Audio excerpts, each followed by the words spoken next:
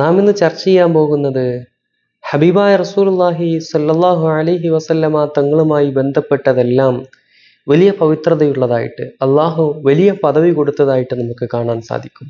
അവ ഏതൊക്കെയാണെന്നാണ് ഈ വീഡിയോയിലൂടെ നാം ചർച്ച ചെയ്യാൻ പോകുന്നത്. അസ്സലാമു അലൈക്കും വറഹ്മത്തുള്ളാഹി വബറകാതുഹു. ബിസ്മില്ലാ വൽഹംദുലില്ലാ വസ്സലാത്തു വസ്സലാമു അലാ അഷ്റഫി റസൂലില്ലാ വഅലാ ആലിഹി വസഹ്ബിഹി അജ്മഈൻ അമ്മാ ബഅദ്. എൻ്റെ ഏറ്റവും സ്നേഹം നിറഞ്ഞ ശ്രോതാക്കളെ, അല്ലാഹു സുബ്ഹാനഹു വ തആല നമ്മെ എല്ലാവരെയും അവൻ്റെ സ്വർഗത്തിൽ ഒരുമിച്ച് കൂട്ടി അനുഗ്രഹിക്കട്ടെ. നമ്മിൽ നിന്ന് സംഭവിച്ചു പോയ തെറ്റുകുറ്റങ്ങളൊക്കെ അല്ലാഹു പുറത്ത് മാഫാക്കി നൽകട്ടെ. പ്രിയപ്പെട്ടവരെ, ഹബീബായ റസൂലുള്ളാഹി സ്വല്ലല്ലാഹു അലൈഹി വസല്ലമ തങ്ങൾ അഷ്റഫുൽ ഖൽഖാൻ, സൃഷ്ടികളിൽ ഏറ്റവും മഹോന്നതനാണെന്ന് നമുക്ക് കാണാൻ സാധിക്കും. കഴിഞ്ഞ ക്ലാസ്സിൽ അതുമായി ബന്ധപ്പെട്ട കാര്യങ്ങൾ നാം ചർച്ച ചെയ്തു. ഹബീബായ റസൂലുള്ളാഹി സ്വല്ലല്ലാഹു അലൈഹി വസല്ലമ തങ്ങളുമായി ബന്ധപ്പെട്ടതെല്ലാം വലിയ പദവി അള്ളാഹു നൽകിയതായിട്ട് നമുക്ക് കാണാൻ സാധിക്കും. ഹബീബായ റസൂലുള്ളാഹി സ്വല്ലല്ലാഹു അലൈഹി വസല്ലമ തങ്ങൾ ജനിച്ച മണ്ണ്, മക്കയുടെ മണ്ണ്, ഏറ്റവും പവിത്രമുള്ളതായി, ഖൈറുൽ ബിലാദായി, രാജ്യങ്ങൾ വെച്ച് ഏറ്റവും ശ്രേഷ്ഠമാക്കപ്പെട്ട ഏറ്റവും ഖൈറായ നാടായി മാറി മക്കത്തുൽ മുകറമ നമുക്ക് കാണാൻ സാധിക്കും.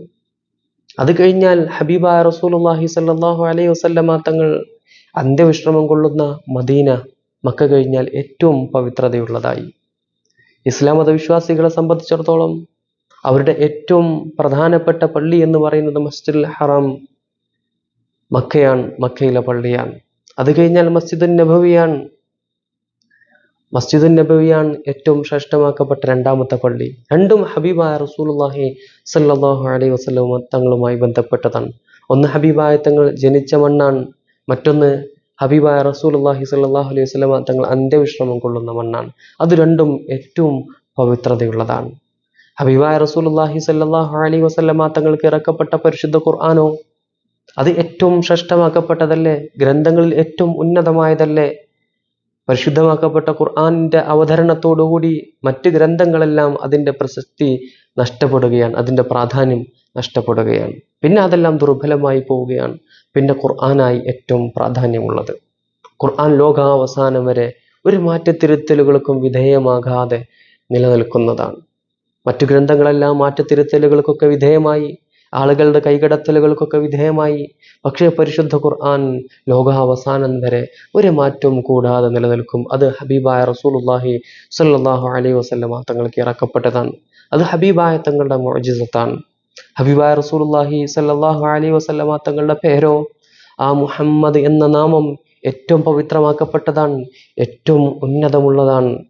അള്ളാഹു ലൗഹുൽ മഹ്ഫൂദിൽ നിന്ന് നേരിട്ട് അള്ളാഹു ഇറക്കി കൊടുത്ത നാമമാണ് മുഹമ്മദ് എന്നുള്ള നാമം എന്ന് പറയുന്നത്. മങ്കൂസ് മൗലിദ് രേഖപ്പെടുത്തിയതായിട്ട് നമുക്ക് കാണാൻ സാധിക്കും. മഹദിയായ ആമിന ബീവി റളിയല്ലാഹു അൻഹ ഗർഭവതിയായിരിക്കുന്ന സമയത്ത് മലക്കുകളും അംബിയാ മുർസലുകളും ഒക്കെ ആമിന ബീവിയുടെ അടുക്കലേക്ക് ഇറങ്ങി വരുന്നതായിട്ട്, എന്നിട്ട് മുഹമ്മദ്, ഈ കുട്ടിയെ പ്രസവിച്ചു കഴിഞ്ഞാൽ മുഹമ്മദ് എന്ന് നാമകരണം ചെയ്യണമെന്ന് പറഞ്ഞു കൊടുത്തതായിട്ട് മങ്കൂസ് മൗലിദിൽ രേഖപ്പെടുത്തി വെക്കുന്നുണ്ട്, നമുക്ക് കാണാൻ സാധിക്കും.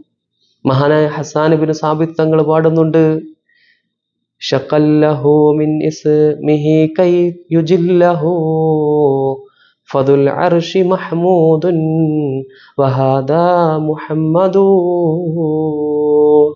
അള്ളാഹു അവൻ്റെ പേരിൽ നിന്ന് ശഖല്ലഹു അടർത്തി കൊടുത്തിരിക്കുകയാണ്, മിൻ ഇസ്മിഹി അള്ളാഹുവിൻ്റെ പേരിൽ നിന്ന്. എന്തിനു വേണ്ടിയാണ്? അള്ളാഹു ഹബീബായ റസൂലുള്ളാഹി സ്വല്ലല്ലാഹു അലൈഹി വസല്ലമ തങ്ങൾ ജനങ്ങളിൽ ഏറ്റവും ബഹുമതിയുള്ളവനായി മാറാൻ, ഏറ്റവും സ്തുതിക്കപ്പെട്ടവരായി മാറാൻ വേണ്ടി അള്ളാഹു തൻ്റെ പേരിൽ നിന്ന് അടർത്തി കൊടുത്തതാണ് മുഹമ്മദ് എന്ന നാമമെന്ന് മഹാനായ ഹസ്സാൻ ഇബ്നു സാബിത്ത് തങ്ങൾ പാടുകയാണ്. അപ്പൊ ഹബീബായ തങ്ങളുടെ പേര് അത്രയും പരിശുദ്ധമാക്കപ്പെട്ടതാണ്. ജലങ്ങളിൽ വെച്ച്, വെള്ളങ്ങളിൽ വെച്ച് ഏറ്റവും ഉന്നതമായ വെള്ളം ഏതാണ്?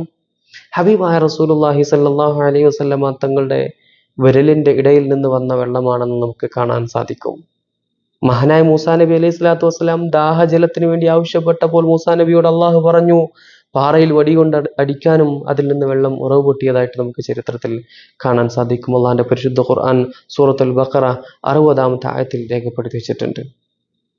ഹബീബായ റസൂലുള്ളാഹി സ്വല്ലല്ലാഹു അലൈഹി വസല്ലമ തങ്ങൾ ദാഹജലത്തിന് വേണ്ടി ഹബീബായ തങ്ങളുടെ വിരലുകൾ ഉണ്ടായിരുന്ന കുറഞ്ഞ വെള്ളത്തിലേക്ക് ഇറക്കി വെച്ചപ്പോൾ ആ വിരലിനിടയിൽ നിന്ന് വെള്ളം ഒഴുകി വരികയാണ്, വെള്ളം ഉറവ് പൊട്ടുകയാണ്, വെള്ളം നിർഗളിക്കുകയാണ്.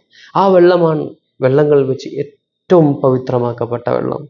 വ്യാനത്തു താലിബീനിൽ രേഖപ്പെടുത്തി വെക്കുന്നതായിട്ട് കാണാൻ സാധിക്കും.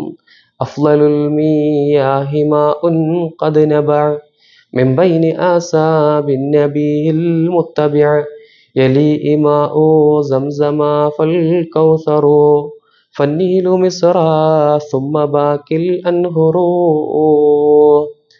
വ്യാനത്തിൽ രേഖപ്പെടുത്തി വെക്കുന്നുണ്ട്, അഫ്ളലുൽ മിയാഇ മാഉൻ ഖദ് നബഅ, ഏറ്റവും ശ്രേഷ്ഠമാക്കപ്പെട്ട വെള്ളം ഏതാണ്? മിൻ ബൈനി ആസാബിൻ നബിയിൽ മുത്തബിഅ, ഹബീബായ റസൂലുള്ളാഹി സ്വല്ലല്ലാഹു അലൈഹി വസല്ലമ തങ്ങളുടെ വിരലിനിടയിൽ നിന്ന് നിർഗളിച്ച വെള്ളമാണ് ഏറ്റവും ശ്രേഷ്ഠമാക്കപ്പെട്ട വെള്ളം. പിന്നെ ശ്രേഷ്ഠമാക്കപ്പെട്ട വെള്ളം യലീഹിമ സംസമ, പിന്നെ സംസം വെള്ളമാണ്. പിന്നെ ഫൽ കൗസർ, ഹൗലുൽ കൗസറാണ്. പിന്നീട് ഫന്നീലു മിസ്റ സുമ്മ ബാക്കിൽ അൻഹുറു, പിന്നെ നൈൽ നദിയിലെ വെള്ളമാണ്. അത് ഒരുപാട് പ്രവാചകന്മാർ അംഗസ്നാനം ചെയ്ത, ഒരുപാട് പ്രവാചകന്മാരുടെ പാദപതനങ്ങൾ കൊണ്ട് അനുഗ്രഹീതമായ പവിത്രമാക്കപ്പെട്ട വെള്ളമാണ് നൈൽ നദിയിലെ വെള്ളം എന്ന് പറയുന്നത്. പിന്നെ അത് കഴിഞ്ഞാൽ ബാക്കിയുള്ള എല്ലാ ജലങ്ങളും ഉൾപ്പെടും. അപ്പൊ ഏറ്റവും ശ്രേഷ്ഠമാക്കപ്പെട്ട വെള്ളം ഹബീബായ റസൂലുള്ളാഹി സ്വല്ലല്ലാഹു അലൈഹി വസല്ലമ തങ്ങളുടെ വിരലിന്റെ ഇടയിൽ നിന്ന് നിർഗളിച്ച വെള്ളമാണ്.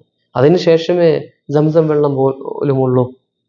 മഹാനായ ഇസ്മായിൽ നബി അലൈഹി സ്വലാത്തു വസ്സലാം കാലിട്ടടിച്ച സ്ഥലത്ത് നിന്നാണ് ആ സംസം വെള്ളം ഉറവ് പൊട്ടിയത്. ആ ചരിത്രം നമുക്കറിയാം. അപ്പോൾ ഏറ്റവും ശ്രേഷ്ഠമാക്കപ്പെട്ട വെള്ളം അതാണ്. അങ്ങനെ ഹബീബായ റസൂലുള്ളാഹി സ്വല്ലല്ലാഹു അലൈഹി വസല്ലമ തങ്ങളുമായി ബന്ധപ്പെട്ടതെല്ലാം ഏറ്റവും പവിത്രമാക്കപ്പെട്ടതായിട്ട് നമുക്ക് കാണാൻ സാധിക്കും. ആ ഹബീബായ തങ്ങളെ സ്നേഹിക്കാൻ അള്ളാഹു നമുക്ക് തൗഫീഖ് നൽകി അനുഗ്രഹിക്കട്ടെ. ഇൻഷാ അല്ലാഹ് ഇനി ഹബീബായ റസൂലുള്ളാഹി സ്വല്ലല്ലാഹു അലൈഹി വസല്ലമ തങ്ങളുമായി മറ്റു കാര്യങ്ങൾ അടുത്ത ക്ലാസ്സുകളിലായിട്ട് നമുക്ക് ചർച്ച ചെയ്യാൻ അള്ളാഹു തൗഫീഖ് നൽകി അനുഗ്രഹിക്കട്ടെ. അള്ളാഹു സുബ്ഹാനഹു വ തആല നമ്മെ എല്ലാവരെയും അവന്റെ സ്വർഗ്ഗത്തിൽ ഒരുമിച്ച് കൂട്ടി അനുഗ്രഹിക്കട്ടെ. ആമീൻ ആമീൻ യാ റബ്ബൽ ആലമീൻ. ആഖിറു ദഅവാന അനിൽ ഹംദുലില്ലാഹി റബ്ബിൽ ആലമീൻ. അസ്സലാമു അലൈക്കും വറഹ്മത്തുള്ളാഹി വബറകാതുഹു.